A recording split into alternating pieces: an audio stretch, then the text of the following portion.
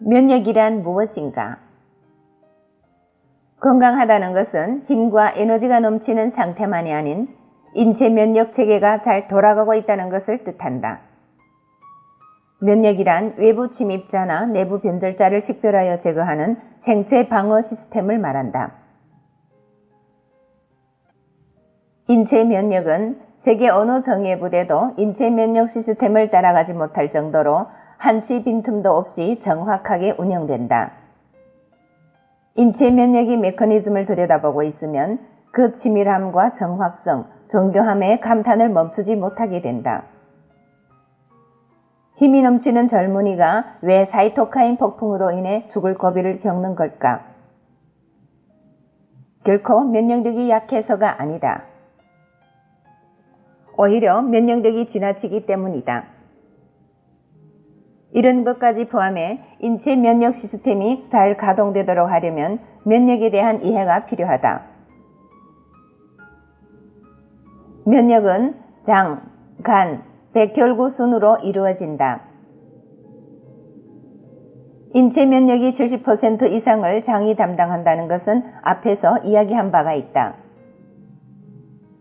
장은 식도를 통해 들어온 음식물을 1차적으로 검사하여 세균, 이물질을 처리한다.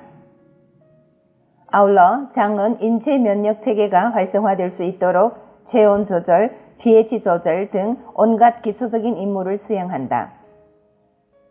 장만 건강하다면 인체 면역은 걱정하지 않아도 될 정도이다.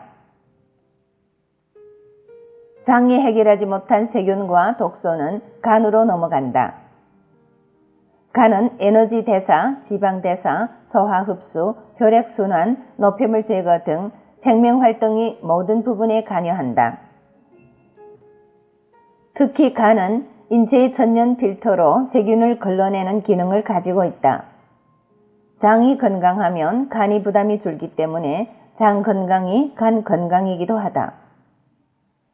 간에서 해결 못한 세균은 인체 최후의 방어선인 백혈구가 맡는다. 세포 차원에서 세균, 바이러스에 대항하게 되는 것이다. 흔히 백혈구라고 하면 골수 모세포에서 분화된 세포를 말한다.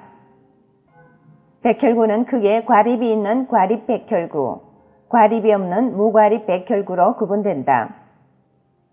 과립 백혈구 중 감염성 병원균을 포식하는 게 호중구이다.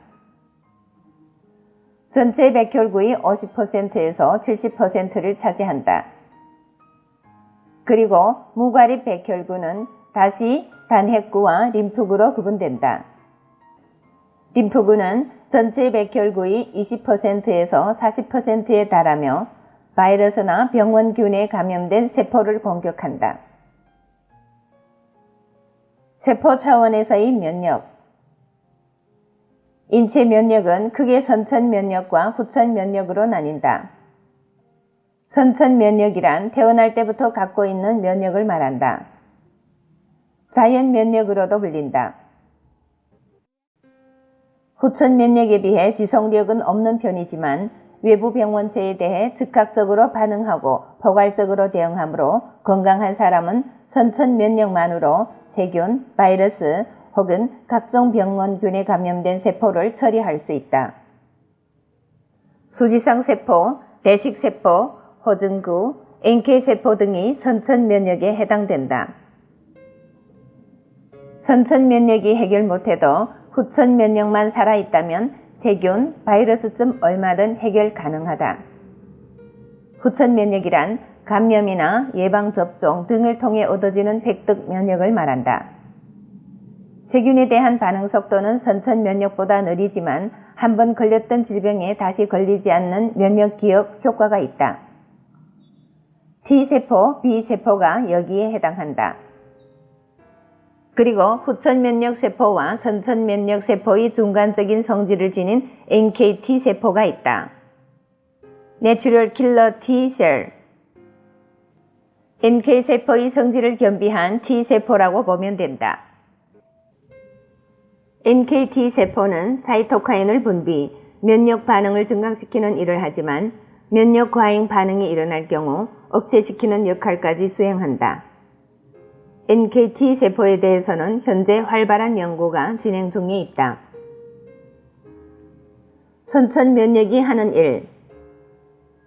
선천면역은 태어날 때부터 갖고 있는 면역체계로 수지상세포, 대식세포, 허증구, NK세포로 구분된다. 항원 제시세포인 수지상세포는 레이더 역할을 하는 세포로 주로 피부와 점막에 분비하면서 적을 탐지한다. D세포로도 불린다. 온몸에 안테나가 달려있어 수지상이라는 이름을 얻었다. 처음 보는 항원을 만나면 이게 뭐지? 하면서 안테나도 갖다 대고 맛도 보고 하면서 상대의 정보를 파악한다. 그리고 그 대략적인 정보를 헬퍼 T세포, 킬러 T세포에 전달한다. 헬퍼 T세포는 이 정보를 바탕으로 상대를 공격할지 말지 결정한다. 대식세포는 탐식세포로도 불리는데 무과립 백혈구인 단핵구가 변한 것이다. 활동성이 좋아 혈액, 림프액, 조직액 등 체내 곳곳을 순찰하며 세균, 죽은 세포 등을 포식한다. 외부 침입자를 만나면 한 번에 꿀떡 삼키기 때문에 대식세포라는 이름을 얻었다. 수지상 세포와 함께 항원에 대한 정보를 헬퍼 T세포에게 전달하는 역할을 한다. 적을 통째로 삼키기 때문에 한꺼번에 많은 정보를 파악하는 일이 가능하다. 호중성 과립구는 화학부대이다. 흔히 호중구라고 하는데 인체 백혈구의 50%에서 70%를 차지한다. 위상 후 수분 이내의 상태에 도달해 살균제를 살포한다. 소독, 방역을 총괄하고 있다. NK세포, 내추럴 킬러 셀은 자연 살해 세포로도 불린다. 세균, 바이러스를 직접 공격하기보다 병원균에 감염된 세포만 골라 살상한다. 암세포처럼 변질된 세포도 가려내서 죽이기 때문에 암 치료의 열쇠로 인식되고 있다. 후천면역팀인 T세포, B세포와 함께 림프구를 떠돌아다니면서 비정상적인 세포를 찾는 데 주력한다.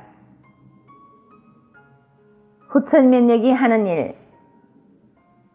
후천면역은 크게 T세포와 B세포로 나눈다.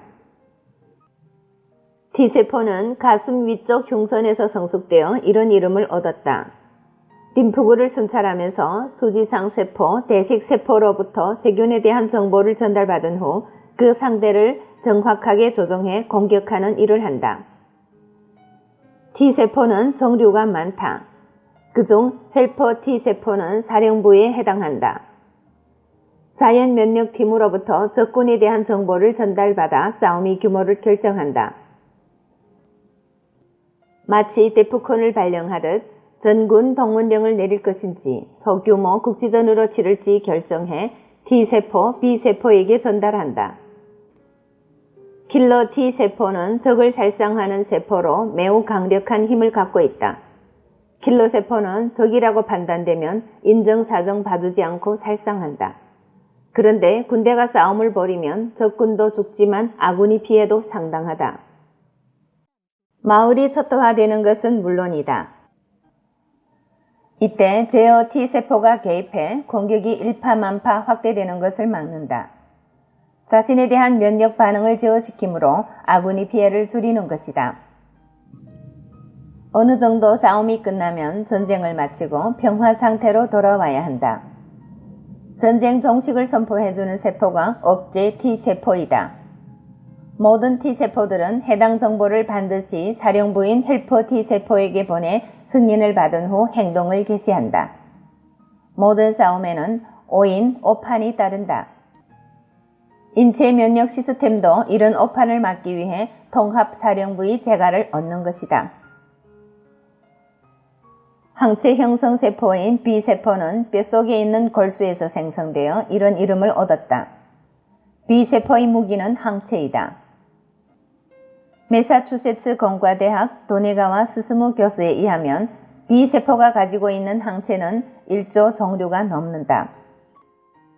항체는 하나의 유전자에만 암호화되어 있어 결핵균에는 결핵균을 제압하는 항체가 작용한다. 그렇다면 인체 항체가 외부 항원에 대항하는 데 한계가 있을 수 있다. 하지만 면역체계는 자기가 만나지 못한 미래의 항원까지 고려 스스로를 재배열해 그 수를 무한대로 늘리기 때문에 인체 항체가 방어하지 못하는 항원은 없다고 보면 된다. 도네가와 교수는 이 사실을 증명하기 위해 다양한 실험을 했는데 태아쥐와 어른쥐의 비림프구의 DNA를 비교하는 실험에서 어른쥐의 성숙한 B세포 유전자들이 항체의 다양성을 형성하기 위해 림프구 사이를 돌아다니고 재결합하고 삭제되는 것을 밝혀냈다. 몇몇 개의 항체의 다양성 메커니즘을 밝힌 공로로 도네가와 교수는 1987년 노벨 생리의학상을 단독 수상했다. 전 세계에 흩어져 있는 무기 숫자를 다 합쳐도 인체 B세포만큼도 갖지 못한 셈이다. 인체 면역계는 한번 싸워본 병원균에 대해서는 절대 지지 않으며 그 수는 무한대에 가깝다. 하지만 코로나19와 같은 신종 인플루엔자는 워낙 변이가 많아 한번 병에 걸려 항체를 생성했다 해도 새로운 항원의 모습으로 돌아온다. 일례로 우리나라 풍토병인 인플루엔자는 매년 예방접종을 권하고 있다. 해마다 항원이 변하면 항체도 달라져야 하기 때문이다. 예방접종이란 약한 항원을 넣어 인체 면역계를 훈련시키는 일을 말한다. 감기 바이러스도 종류가 아주 많아서 인체를 공격할 때마다 항원을 달리해 침입한다. 신종 인플루엔자, 독감, 감기와 같은 바이러스 질병을 예방하려면 첫째는 바이러스에 노출되지 않도록 해야 한다.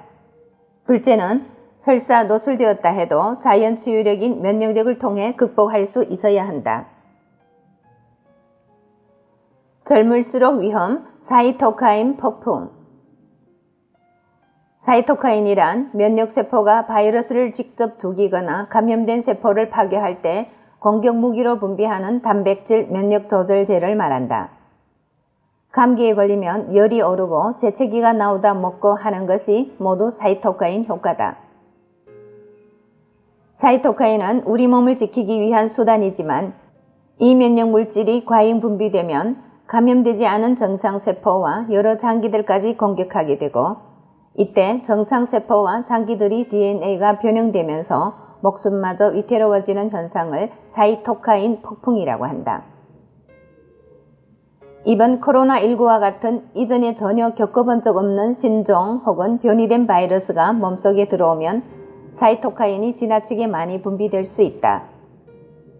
이 과정에서 면역체계가 과잉 반응을 일으켜 사이토카인이 통제되지 않고 너무 많이 분비되면 사이토카인 폭풍이 일어날 수 있다.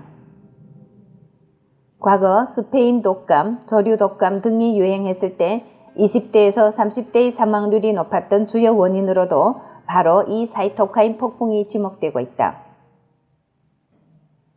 사이토카인 폭풍에 관한 연구가 계속 이어지고 있지만 이런 위험으로부터 벗어나려면 생활 속에서 감염되지 않도록 노력하는 것은 당연지사다. 그러나 뭐니 해도 장내 미생물이 좋아하는 자연식품, 발효식품 등을 매일 섭취할 것을 강조하고 싶다.